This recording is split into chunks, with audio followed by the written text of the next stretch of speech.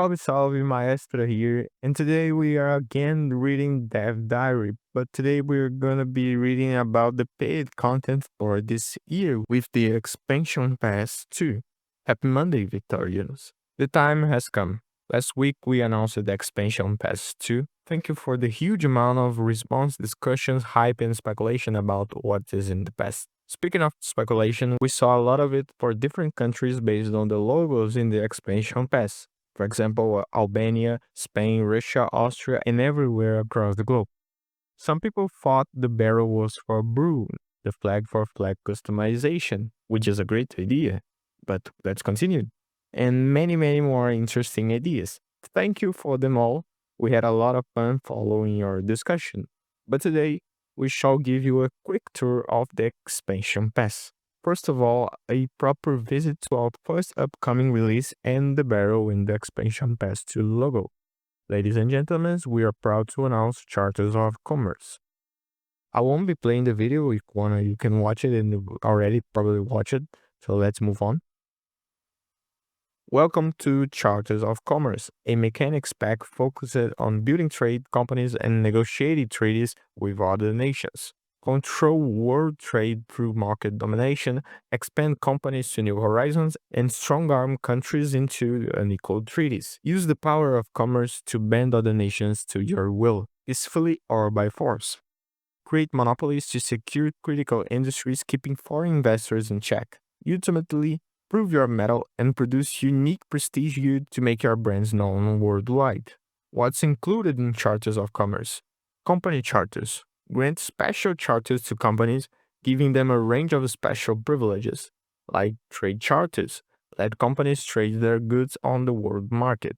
So I am assuming that by establishing trade charters, instead of the companies sending its goods to the national market for them to go to a trade center and then go to the world market, they are going to be able to directly send their goods to the world market. The question is, this is going to be under the flag of the country or the company? I think that will be under the flag of the company because this would make more sense to who the profit is going to. So, investment charters allow establishment of regional headquarters that exploit target coppers. It seems like a investment fund that by foreign companies or something like it. And by companies, I don't mean like Victoria Free companies, but real world companies. Colony charters make it possible for a company to run a colonial region on their own, turning them into a country in the process. So it seems that they are going to improve the system that we already have with establishing a colony in Africa, that you can create a colony charter, but they are going to do a change to it. And industry charters grant companies the ability to expand into producing other goods, which sounds a little bit overpowered, but okay. Monopolies boost the efficiency of selected buildings and grant your companies an exclusive right to certain industry, ensuring their dominance. So we need to see how this will go, if it's going to be a natural process that a company will slowly take all the market for its own, or the government will just give it and that's it, just like a law. And it needs to come with a debuff because otherwise I don't see why we wouldn't grant monopolies to all of our companies. But finally, this improves some of the present companies, more specifically the gold mines companies, because since the gold production is limited to the amount of gold mines, I think that always granting a monopoly for them is worth it. Since now companies only give throughput bonus to their own buildings. Diplomatic treaties negotiate fair or unequal arrangements with other countries, expand upon treaties added in 1.9, including non colonization agreements. So, this seems like part of the changes that the community asked about a more diverse diplomatic play style. They are kind of adding it in this pack. And prestige goods. Successful companies can produce higher quality goods, such as champagne, as an advanced variant of wine. So, talking about prestige goods, I saw people reading through this and speculating that we will have new types of goods, such as like champagne for wine, or like, I don't know, Chinese silk to silk, and this type of new goods. But after reading it, the first thing that I thought is that Prestige goods will not be a different type of good, but rather a modifier to the existing good. So like, let's say that France have a company that now is started to produce champagne. The production of wine in France, I don't know if in all of France or only the wine that's produced by the company, but I think that this will be related to all the wine produced in France, and I will explain later. Will have a champagne modifier. And why I think that? It's because of this here, to make your brands known worldwide. So if I needed to guess, I think that prestige goods will be a modifier that will increase your trade advantage over that particular good. So going back to the example of France, when France managed to establish a company that can produce champagne, French trade centers will have a trade advantage modifier related to wine. And I think is that because it's easier to implement, it makes sense, and it doesn't hurt performance. So if I had to bet on something, I would say that prestige goods are only a trade advantage modifier. This I will jump. And now you may be asking, what's a mechanic pack?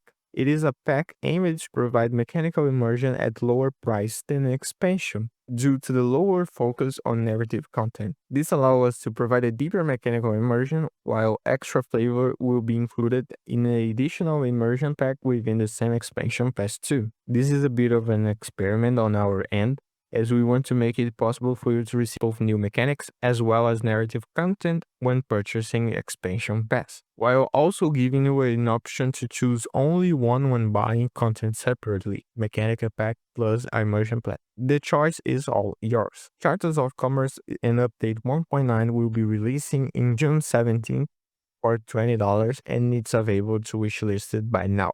So they're kind of going away from the philosophy that they said they would have to try to make mechanics free. Because in past game development under Paradox like Hoi 4 or U4, the number of mechanics that were blocked behind paid content was so huge that the developers had some issues at developing new things, and need to take in consideration that not everyone would have those mechanics. And this went to such a high level that nowadays, if you buy EU4, you're gonna receive some free DLCs that are considered nowadays base game. And I remember reading from the Victoria 3 development team that they wanted to avoid that. But being honest, these mechanics here don't seem like major mechanics. So if they are charging us in order to create better content, deeper updates, and follow on with the development of the game, I think it's fine. Because I can imagine that like Paradox big bosses are already pressuring them in order to have more profit and justify the continuation of the development of the game, since Victoria 3 is the least played grand strategy from Paradox, and by that I'm already excluding Imperator Ron since its development ended. But that's still fine. What I don't think it's fine is that $20 doesn't seem such a lower price as they say, but okay. Moving on to the rest of the expansion pass, we are gonna have skins to ships, and now going to National Awakening. Our next immersion pack releasing in Q3 2025 is National Awakening, focusing on the century of national struggles in Central Europe and the Balkans. Will Austria survive its internal political and national struggles, and how will they all fare with the swell of national identities? Austrian internal content. Will Clemens von Metternich keep the crumbling empire together, or will nationalist force break it apart? Is there a future for all different ethnicities under Habsburg absolute rule, or maybe it's time for a more federationist state? Determine the place of the proud Hungarian nation within or without the empire.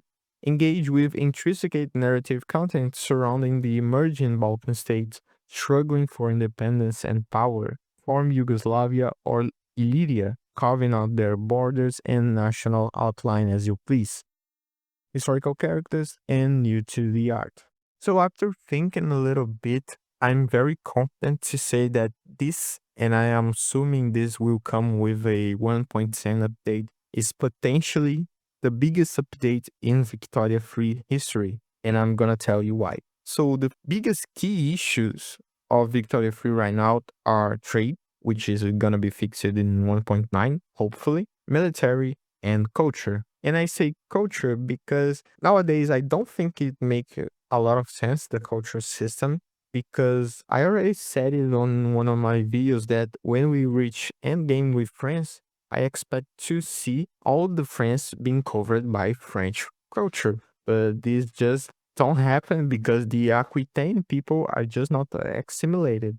So the cultural system just doesn't make sense for me. And it is one, if not the biggest problem related to performance. So I think that they are going to try to remake the culture system in order to make the late game playable. And we can see here a clear influence of culture in this immersion pack.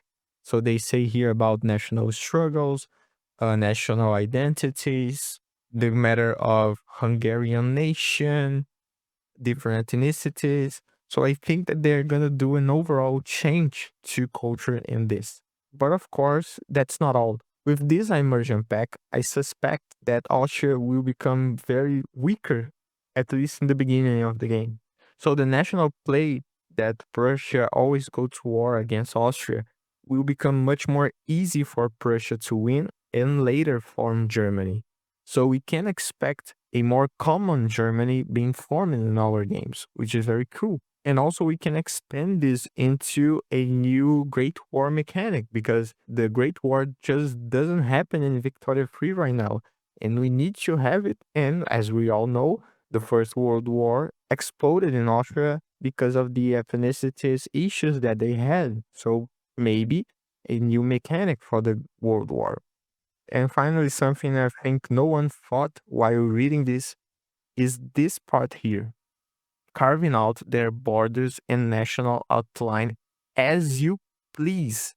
So maybe this is just propaganda, or maybe this is a hint that we will be able to draw the state lines as we wish, which can be expanded to a mechanic where we have a Berlin conference where we can shape the borders of African states while colonizing it, which is a very, very necessary mechanic in Victoria 3 right now. So, of course, I'm just speculating under some 12 lines of text, but if I'm guessing all right, is maybe the biggest update of Victoria 3, even bigger than the 1.9 trade update, or even bigger than the Spheres of Influence update. So, Songs of the Homeland, okay, more music. And finally, Iberian Twilight. And so we come to our last part of Expansion Pass 2, also releasing in Q4 2025. Iberian Twilight lets you ponder at the once mighty powers of the Iberian Peninsula, grappling with the clashing ideals of reform or reaction. Can you restore these sleeping giants to their old glory, or shall they fade away into the darkening night? For Spain, we have Carlist War, side with the liberals or counter their aspiration through dedicated narrative content. Return of a global empire. Rebuild your once powerful world spanning empire and face both new and old adversaries as you progress on the path to greatness. Future calls. Modernize your country and institutions, freeing the nation from the shackles of the past. So basically, this will make it easier the Spanish run to recolonize the Latin America and maybe give a special CB to Spain since like all the countries in America are recognized, so the amount of infamy you spend on it, it's much bigger than you would in Africa or Asia. So going to Portugal, define who you are. Recover from the War of the Two Brothers and define the vision for the future of your nation. If I'm not mistaken, this War of the Two Brothers is about the former Brazilian emperor that fled Brazil. Like Peter II declared the independence of Brazil, and like 6 years after it, he fled to Portugal.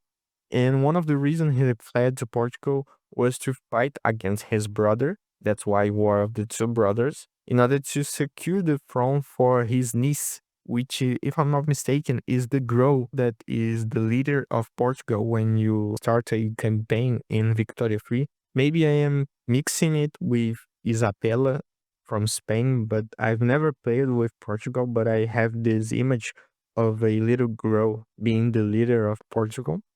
the ultimate trade powerhouse. Reaffirm your position as the world leading trade power, spanning a commercial empire and American ambitions. Navigate the diplomatic relations with Brazil, defining your position as a former suzerain of the region. So this is something that I think doesn't make a lot of sense being former suzerain. I would say that a united kingdom between Portugal and Brazil would make more sense because since the beginning of the game, Brazil it's already more powerful than Portugal. And a united kingdom of Portugal and Brazil already happened before when Napoleon invaded Portugal. The Portuguese royal family fled to Brazil and created the United Kingdom of Portugal, Brazil, and Algarves. So I think that would be more realistic to create this United Kingdom since the dynasty house that leaders both countries are the same, kind of like a CK3 playstyle. And this would be cool to be on both ways. So Portugal can unite with Brazil the same way that Brazil can unite with Portugal, if you understood me.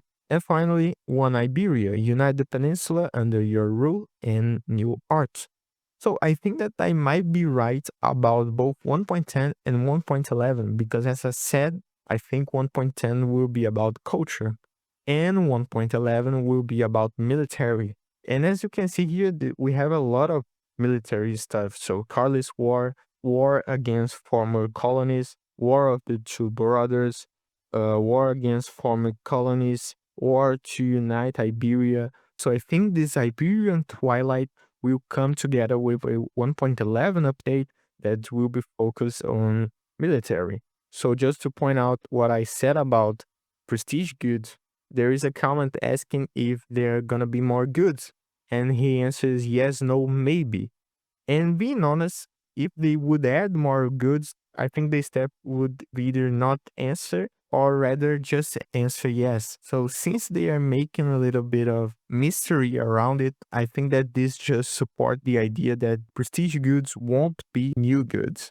But sadly, we can't get everything right. Here the Medlock asks if they're gonna be more focused on military, and he says that they will not have a dedicated focus on military, with the exception of the Carlist War. So now I need to figure it out what 1.11 will be about. So that was all. I hope I helped you understand the Dev Diary and you enjoyed my ideas. Comment, like, subscribe, and see you next time.